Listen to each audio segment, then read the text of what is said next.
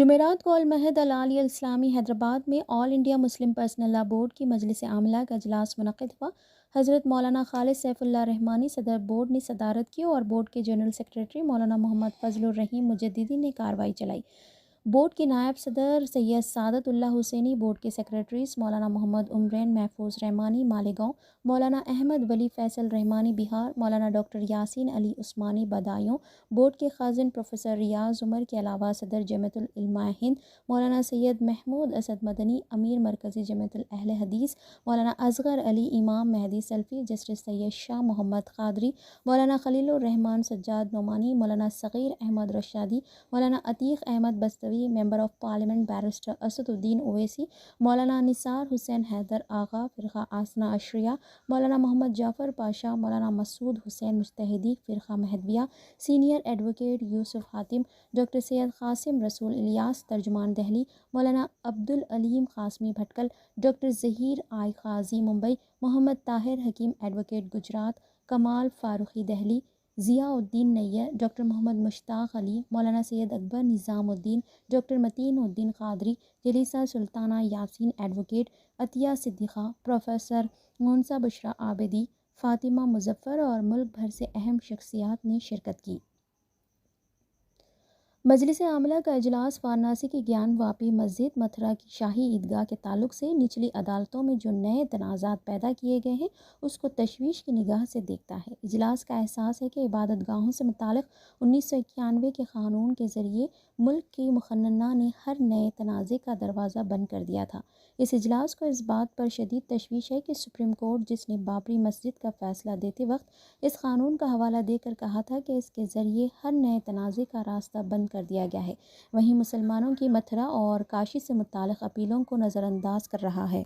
اگر ان چور دروازوں کو بند نہیں کیا گیا تو پھر اس بات کا اندیشہ ہے کہ شرپسند قوتیں ملک کے مختلف علاقوں میں نئے فتنے اور تنازعات کھڑے کرتی رہے گی۔ متھرا کی عیدگاہ کے متعلق 1968 میں کرشنا جنم بھومی ٹرسٹ اور شاہی عیدگاہ ٹرسٹ کے درمیان ایک معاہدے کے ذریعے اس تنازع کو حل کر لیا گیا تھا۔ آل انڈیا مسلم پرسنل لا بورڈ عدالت عظمیٰ سے یہ حسن ظن رکھتا ہے کہ وہ ان نئے فتنوں کا دروازہ بند کر کے ملک میں امن و امان اور قانون کی حکمرانی کو یقینی بنائے گا۔ اسی طرح دہلی کی سنہری مسجد کے تعلق سے NDMC نے ٹریفک کا بہانہ کر کے اس کی شہادت کا جو ناپاک منصوبہ بنایا تھا، سردست عدالت نے اس پر روک لگا دی ہے۔ تاہم اجلاس کا احساس ہے کہ سنہری مسجد اور لنٹن روزن میں دیگر 6 مساجد شرپسندوں کے نشانے پر ہیں۔ بورڈ یہ واضح کر دینا ضروری سمجھتا ہے کہ یہ تمام مساجد اوقاف کی ان 123 جائیدادوں میں شامل ہیں جن پر عدالت نے اسٹے دے رکھا ہے۔ اسی طرح سنہری مسجد اور دیگر مساجد ہیریٹیج تعمیرات میں بھی شامل ہیں، لہٰذا ان سے چھیڑ چھاڑ کرنا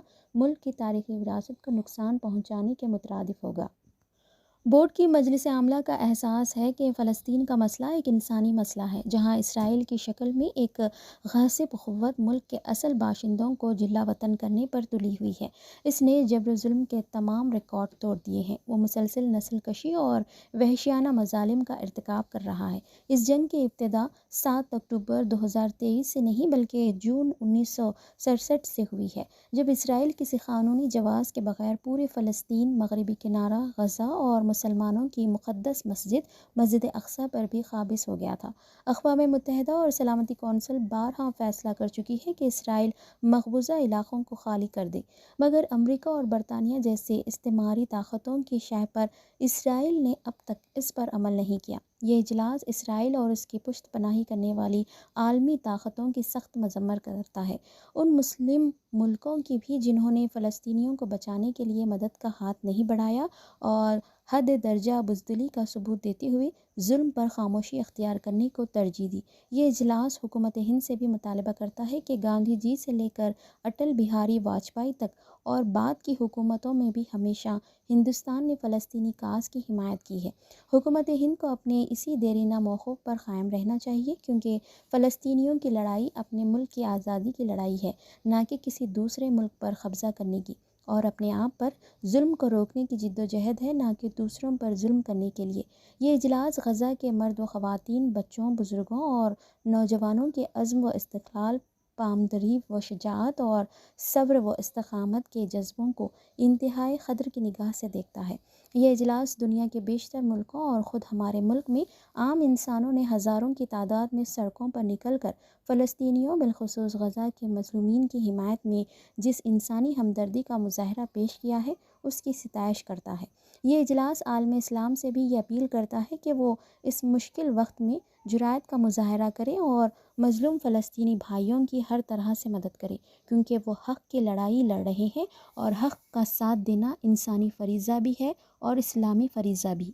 بورڈ پہلے بھی اس بات کو واضح کر چکا ہے کہ ہندوستان جیسے کثیر مذہبی اور کثیر ثقافتی ملک کے لیے یونیفارم سول کوڈ بالکل موزوں اور مناسب نہیں ہے، نیز اس طرح کی کوششیں ملک کے دستور کے روح کے بھی خلاف ہے۔ اقلیتوں کو دستور میں جو ضمانت دی گئی ہے، یونیفارم سول کوڈ اس کو ختم کر کے رکھ دے گا۔ اس لیے نہ مرکزی حکومت کو اور نہ کسی ریاستی حکومت کو یکساں سول کوڈ نافذ کرنے کی بات کرنی چاہیے۔ یہ بات قطعاً ناقابل قبول ہوگی۔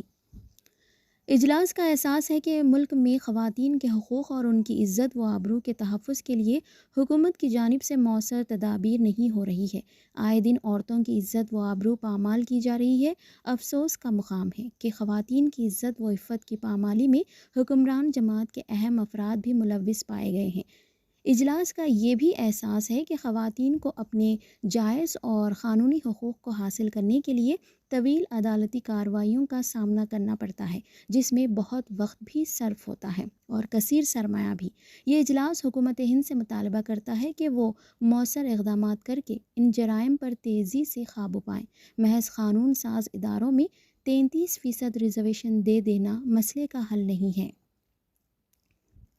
اوقاف دینی اور خیراتی مقاصد کے لیے مسلمانوں کے دیے ہوئے مقدس اثاثے ہیں اور مسلمان ہی اس کے متولی و منتظم ہوتے ہیں اور وہی اس سے استفادہ کے مستحق بھی ہیں۔ اس وقت صورتحال یہ ہے کہ اوقاف کی بہت سی اراضی حکومت کے استعمال میں ہیں، اس لیے اجلاس حکومت سے مطالبہ کرتا ہے کہ وہ بازار کی شرح مارکیٹ ریٹ کے لحاظ سے ان املاک کا کرایہ ادا کریں اور منشا وقف اور قانون شریعت کے مطابق اس رقم کو خرچ کریں تاکہ مسلمان اپنے بزرگوں کی محفوظ کی ہوئی اس دولت سے فائدہ اٹھا سکیں۔ اسلام کا تصور یہ ہے کہ جب کوئی چیز وقف کر دی جاتی ہے تو وہ اللہ تعالیٰ کی ملکیت میں داخل ہو جاتی ہے۔ مسلمان خود بھی اس کو اپنی خواہش کے مطابق اپنی ذات پر استعمال نہیں کر سکتا، بلکہ اس کو مقررہ مصرف میں ہی استعمال کرنا واجب ہے۔ یہ شریعت کا حکم بھی ہے اور ملکی قانونی بھی اس کو تسلیم کرتا رہا ہے۔ چنانچہ آزادی کے پہلے ہی وقف کا قانون بنا، مختلف مواقع پر اس میں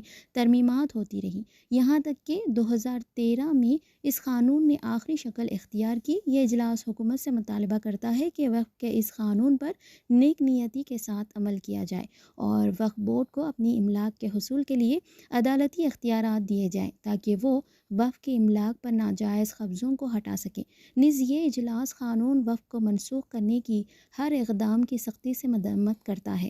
یہ اجلاس اوقاف کے متولیان سے بھی مطالبہ کرتا ہے کہ وہ خود بھی اوقافی جائیدادوں کے ناجائز استعمال سے بچیں، دوسروں سے بھی ان کو بچائیں اور وقف کی املاک کے سلسلے میں خاص طور پر اللہ سے ڈریں، کیونکہ وقف کی جائیداد پر